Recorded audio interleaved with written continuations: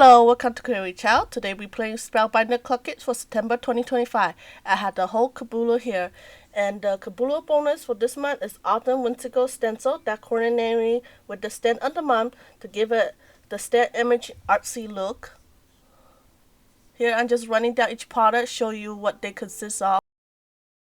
The new club sign-up window opened on the 6th. Active club member can change or cancel the subscription before recurring subscription are charged on the 5th.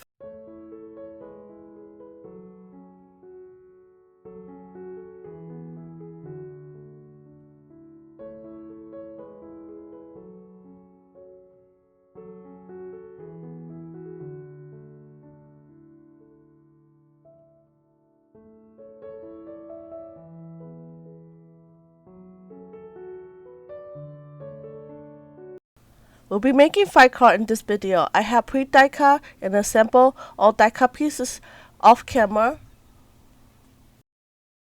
For my first card, my background is using Better Press of the Month sketchy hacks that have hot foil using the copper foil that I included in this month's clock kit and trim it down using perfect rectangle tag and die set off camera.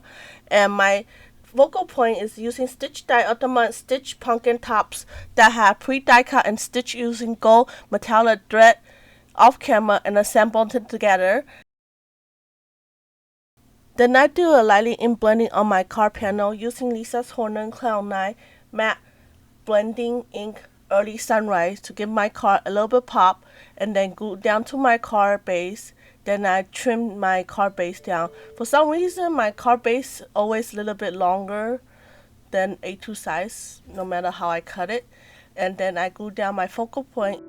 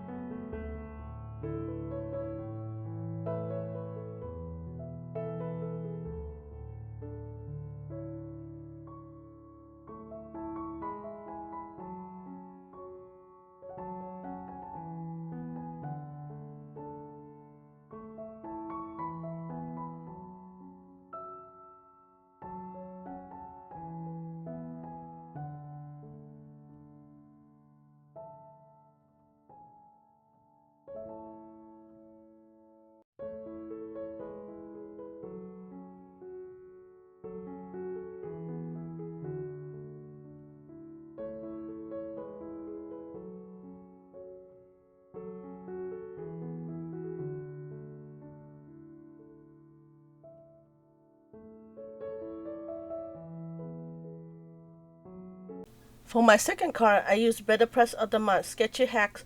I have hot foil using government hot foil included in the club kit copper, and I also hot foil the negative part. I use it including hexagon shape and trim down a couple of the hexagon that I double foil. I learned do not put that foil downside on the silicone mat. It will take out some foil, but I'm okay with the grungy look. And use a foam tape to pop up the two of the hexagon.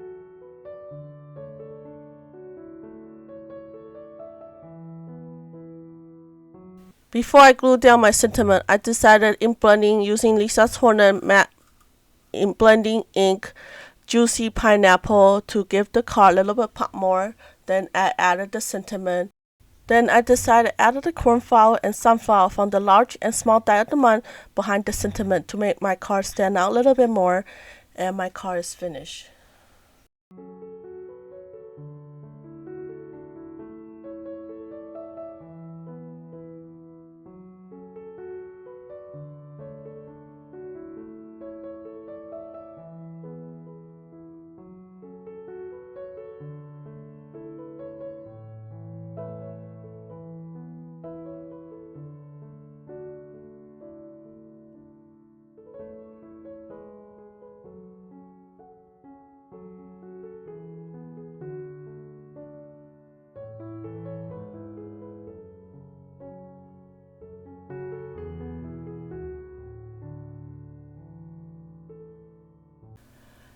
For my third card, I'm using Stencil of the Month, Acorn and Oak. It has 5-layer stencil. I'll ink blending each layer using Lisa's Hornan Cloud 9 ink. And then you could see there's registration mark on 4 corner. And one of the layer, I made an error. I didn't line up my stencil correctly. But I was able to fix it without restarting it over.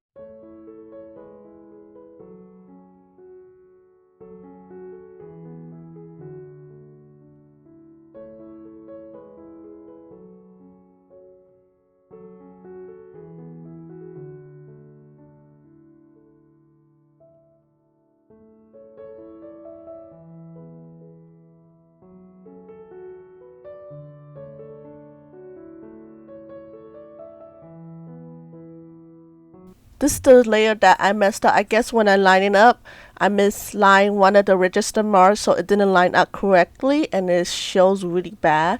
And after I finished the last layer, I was able to fix it without restarting. I just using Altenew shimmer release paste to cover on the top, and then it looks perfect.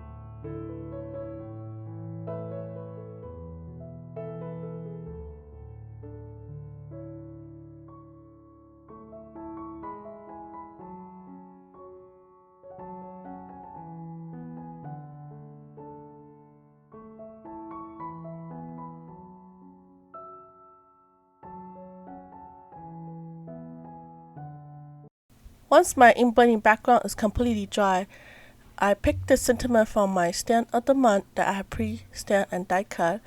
Before I glue down to my card base, I decide I don't like white border on my card panel, so I use Distress Oxide and Thin Liner to blend in the outer layer to give the card more color.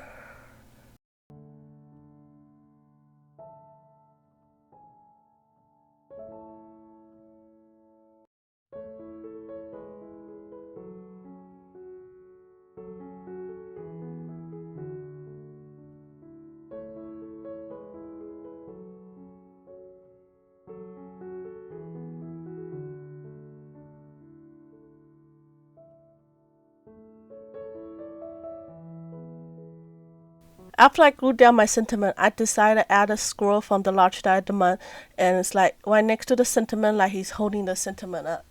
So the card is finished.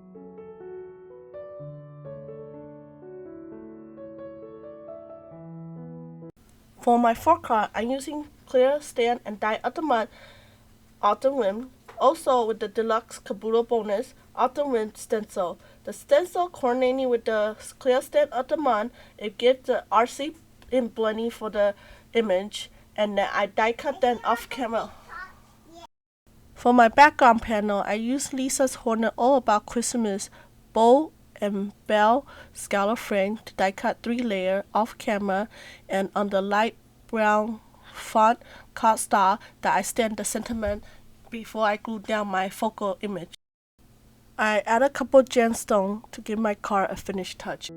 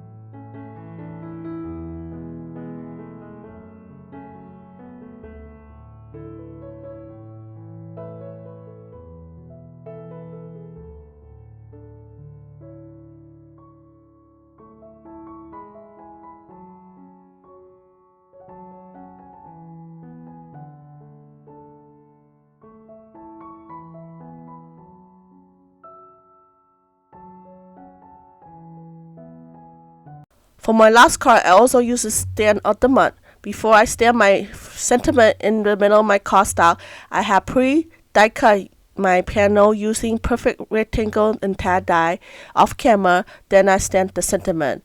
I realized I stamped my sentiment upside down, so I turn it around before I stamp on the top and the bottom of my focal image autumn rim using Lisa's Hornet solid black ink.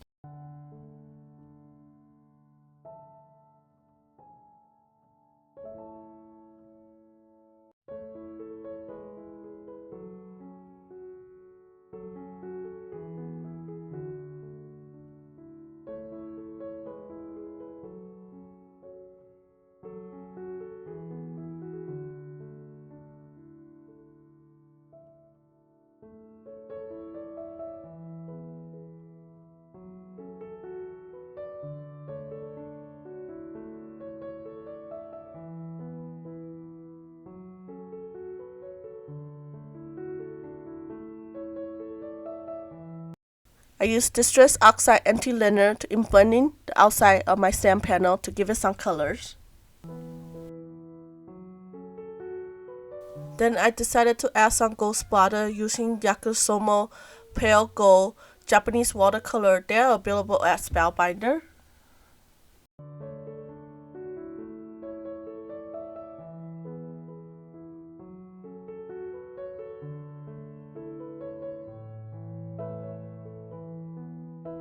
Once my panel is dry, I decided it's too plain and need more color, so I'm using my Prisma color pencil to colors in some basic color on couple of the image to give the card some pop.